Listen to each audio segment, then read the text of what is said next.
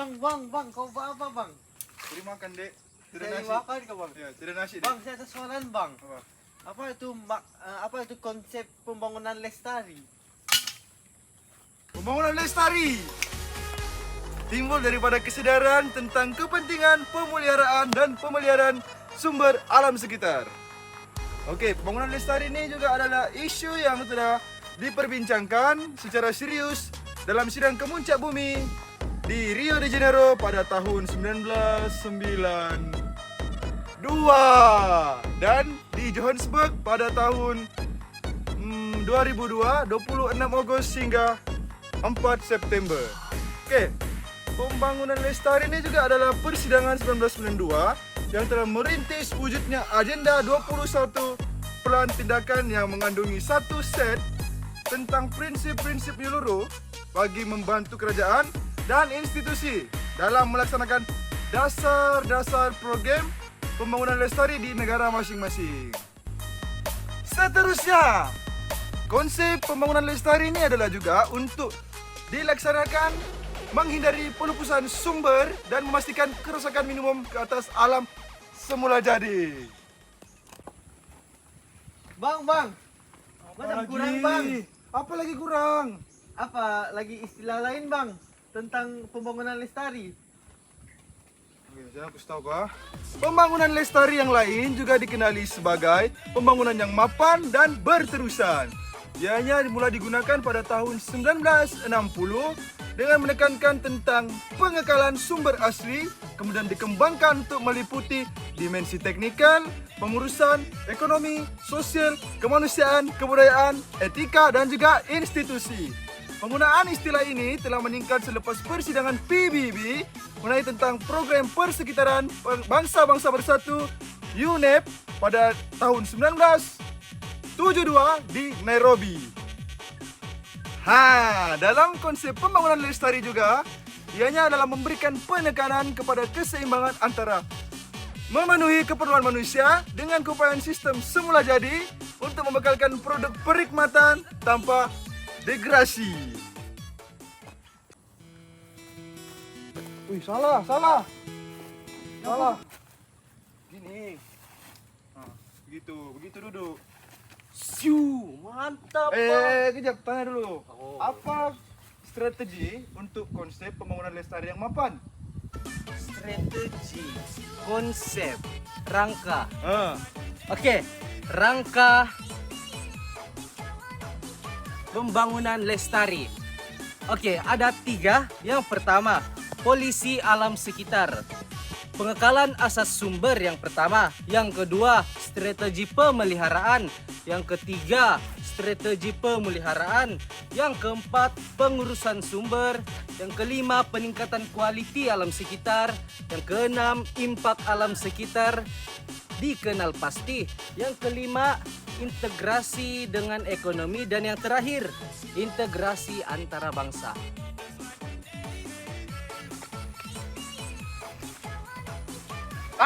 lanjut. Oke, yang kedua, polisi sosial. Faedah pertumbuhan diterjemah. Yang pertama, pembasmian kemiskinan.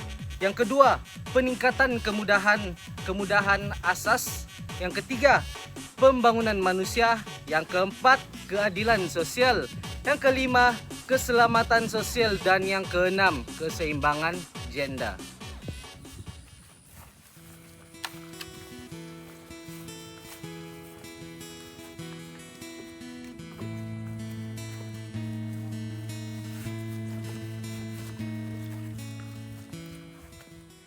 Oh ya, ada yang ketiga lagi, polisi ekonomi. Yang pertama, peningkatan kualiti hidup. Yang kedua, pengurangan kemiskinan. Yang ketiga, peningkatan ekonomi. Yang keempat, orientasi teknologi. Yang kelima, integrasi alam sekitar. Yang keenam, dalam keputusan.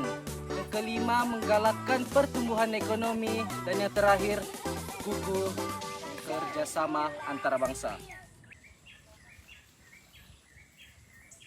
Bang, mau tanya boleh bang? Apa dek? Bang, saya tertanya-tanya lah bang. Apa 8 aspek pembangunan lestari? Oh, 8 aspek pembangunan lestari.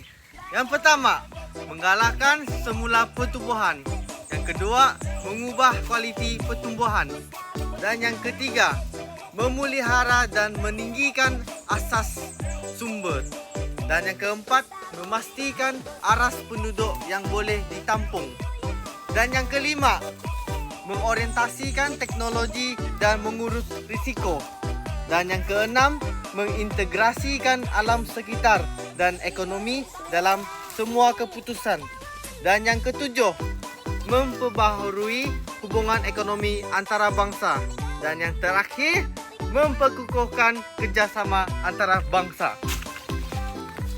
Itu 8 aspek pembangunan lestari.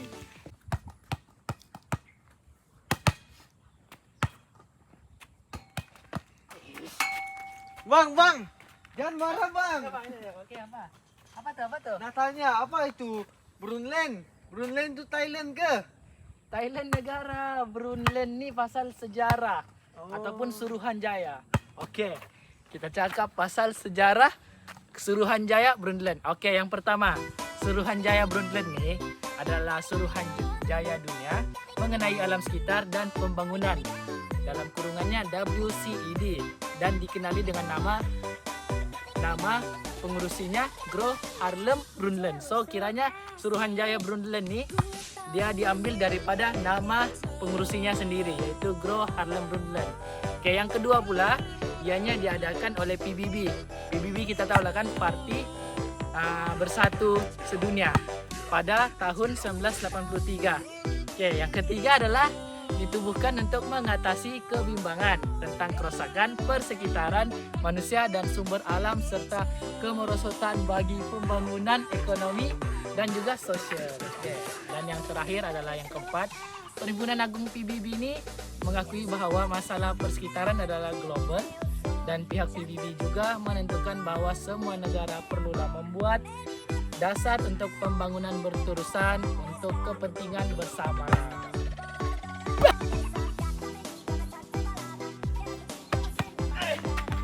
Sakit. Bang.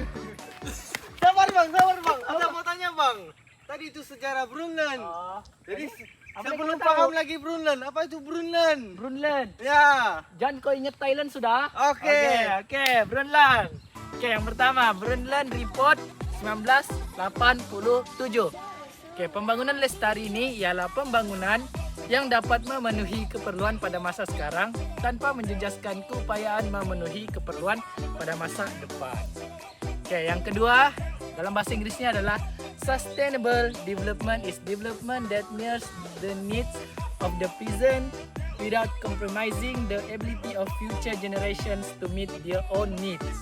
Oke, pembangunan bandar yang lestari harus dijalankan dengan mengambil kira keupayaan menampungnya pengambilan sumber pengagihan bahan buangan serta kadar pencemaran yang dicetuskan ke atas bandar dan kawasan sekelilingnya. Kita. Oke. Seterusnya, pembangunan bandar yang lestari ini, pembangunan bandar yang lestari perlulah mengambil kira keadaan sosial, keperluan asas manusia, kesehatan awam, kesedaran persekitaran dan juga dari segi ruang dan masa. Salah satu cara untuk mencapai pembangunan lestari adalah melalui kesihatan ekonomi kawan saya, ekonomi bandar. Oleh itu, aktiviti ekonomi, peluang pekerjaan dan juga kemiskinan nih perlu diambil perhatian, dan daripadanya peranan aktiviti informal serta perdagangan skala kecil nih menjadi penting. Wow, gol. Bang. Apa lagi? Saya paham sudah itu. Apa lagi? Oke, apa? Brunland. Jadi Jadi apa silakan Brunland? paham sudah, Oke. bukan Thailand. Oke. Oke, jadi sekarang apa implikasi laporan Brunland nih? Implikasi dia. Ya, Oke, pegang bola nih. boleh. Oke, yang pertama, implikasi Suruhanjaya Brundtland ini ataupun laporan Brundtland adalah yang pertama, mengambil kira hubungan antara penggunaan sumber alam pertumbuhan penduduk dunia, dan juga pembangunan teknologi. Dan yang kedua, mengambil kira faktor pembangunan yang tidak sekata di kalangan negara maju dan juga yang sedang membangun. Yang ketiga, mau mengambil kira faktor kemusnahan alam dan malapetaka alam yang disebabkan oleh tindakan manusia itu sendiri.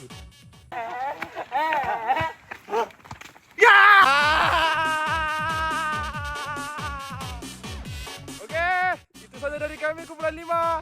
Bye.